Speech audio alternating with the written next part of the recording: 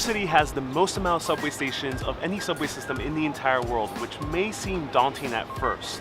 But once you get the hang of it, it's actually pretty easy. First, you'll need a MetroCard, which will get you on the subway and buses to anywhere in the city just for a flat fare. You can purchase them here, which you can find in every station, and you can use cash or credit card.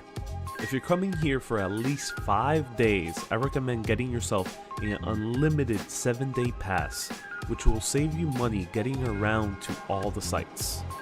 Now you have your MetroCard, just approach the turnstiles and swipe. But watch out, people can tell if you're a tourist if you fail to swipe it in one fluid swoop. So let me show you how it's done. Right here, and that's how you get through it. There are also signs all around the stations that tell you when the train is going to arrive. Trains usually run in two directions, towards uptown Manhattan and towards downtown Manhattan. Because Manhattan is the center of the subway stations and everything leads to Manhattan.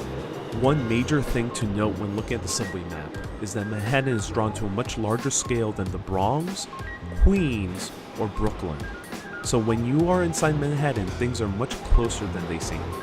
Generally, you don't need to take more than 2 trains to get anywhere. If you're taking 3 or more transfers, look at the map again, there's an easier way to get around. Once you get the hang of the subway, you'll wish there was a subway in every single city.